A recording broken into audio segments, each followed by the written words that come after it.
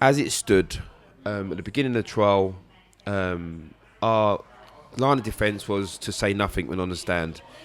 But because of the different stories that everyone was giving with my part in what went on that night, it was making me look guilty for no reason. So when Woody had his statement, my how they said what I was doing was different than how his other mate was. So it was like all of a sudden now the role that I had, the jury had about this. What's this? He was a getaway driver. Some made out like painted this false picture. So now my QC said, "Listen, you're gonna have to talk now." I don't want to talk because if I had to talk and tell the truth, it meant me telling the truth. That meant putting my teammate Woody, who was my best friend at the club, by the way. We did everything together. Was like close, really close. Since I signed for Leeds, made me putting him in trouble, which might lead to him being in jail. I can't do it. Well, you're going to have to, because if you don't, from starting off 90-10 to being a not guilty, you're now looking at a 20-80 against you now being guilty. So I'm now like, well, I can't. We did mock trials about going on court, and I couldn't say the truth. It just wouldn't come out. I suppose it's to do more with when you're at school. You have this little thing in the playground. No one, you don't tell tales, you don't grass. It's something that you brought up with as a kid. You get in trouble, you take it. A bit silly, but it's instilled in you. So going to the biggest trial of my life, me could face 18 months in prison. I kept having this, you don't tell tales, I'm not a grass, all this stupid stuff. So Claire, again, like, can only speak so highly of her. Just sat me down and said, Michael, I'm going to say to you now, you've got two daughters at the time. You don't speak, you're going to go away for 18 months on something that was so tedious. You never done anything. You haven't done anything wrong. The only thing you did wrong was under bad advice from your first set of solicitors. Lied under a statement. You signed a statement not to be true. That's the only thing you did wrong, and that was of bad advice from your solicitors.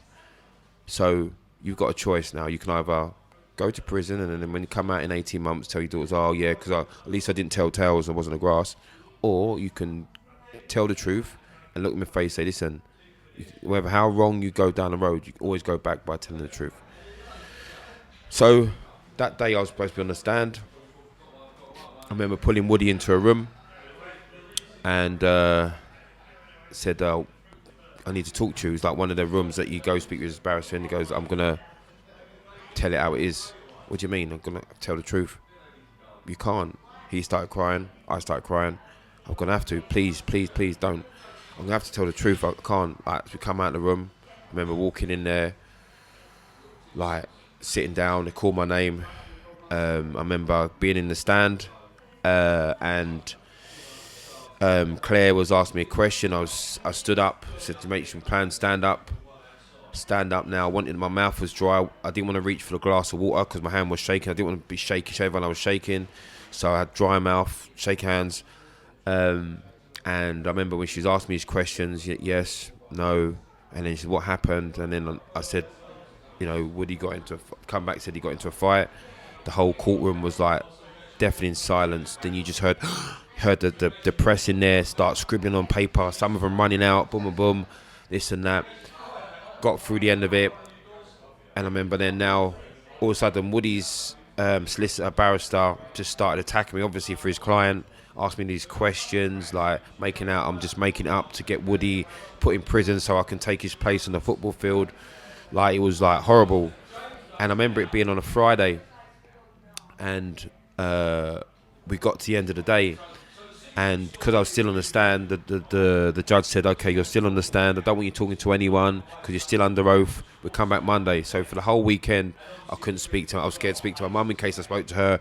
I couldn't speak to anyone. I stayed in the hotel in Hull on my own. Couldn't speak to my barristers, couldn't speak to no one. It was like the loneliest weekend ever.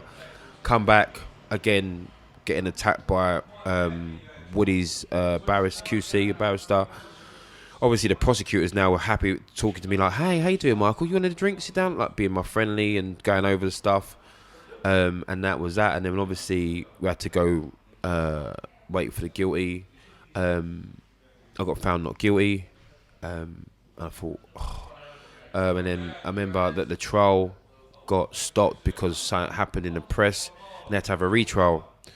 And on the retrial, I remember thinking that episode of my life was over. It wasn't great. Like, Woody's looked at me like, from best friends to like, we're not talking. It wasn't great at football, like, even though we didn't let it affect the team. But I was injured, so I couldn't even play.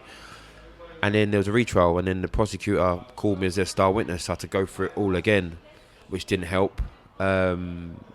I was asking, what if I was out of the country? I just didn't want to be doing the same thing again, looking in the dock, looking at my mate who's in the stand, and then having to say what I had to say, which could land him in trouble. So I mean, he didn't get found guilty for it anyway. Eventually, we played together. It was never as close as we once were, which was a shame because I love the guy. I think he was brilliant. I know he's gone on to do good things, and just sometimes a shame that the episodes in life happens. I think we was both young. We have mutual friends, and there's obviously messages of pass on regards go on. But yeah, it wasn't great. And then from that, every football stadium I played in, the song "If You Grass Your Mates to Save Yourself" was sung. I remember one of the worst ones I think it was playing at Cardiff, and I was sub at the time, and the physio who said send you up for warm up, go for warm up. I went out there was some like horrible abuse, like horrible, close to the fans. And then come back in, I was like, and I'm a thick-skinned person, I take it. He said warm up again. I'm saying, listen, I'm not going to warm up for that. I'll warm up like second half when I need to come on. I'm saying warm up. I looked at him and then like hear it, and then a couple of lads went, "Hey, stop." And even when I was playing, that was the song was playing, Grass, and no one wants to be tagged to Grass. It took, I knew that I had the backing of my family for decision I made. Even went to Leeds. There was only a minority, a majority of the people from Leeds walking the street would say, "Well done for what you did, saying the truth." Majority of people said that. It didn't help having death threats and having to have some police alarm that goes straight to the police station in my house, installed in my house. But I didn't live in fear. It just wasn't nice. But that, I'll be honest with you, when I hear the chants of all that sort of stuff, it made me play better. I used it as energy, as I do with all negativity. So yeah, it was just unfortunate that through it all, that my tight relationship with Woody kind of that disintegrated. If I see him now, I'd give him a big hug and a squeeze, and we would have that mutual respect. But we never had that closeness we once were. We was in each other's pockets, and talk about joking. Me and him had banter all the time and all that sort of stuff. So yeah, it's an episode in my life that it's made me stronger. It's made me wiser. I use it all the time when I speak to my kids at school, adults. What have I learned from it? The truth from the very beginning. Because that could have been avoided just if I told the truth at the beginning. The truth at the end helped me out, because if I lied, I could have been sitting here as a guy that, had a career at the beginning and then went to prison. So yeah, there's a few valuable lessons, but it's definitely made me stronger.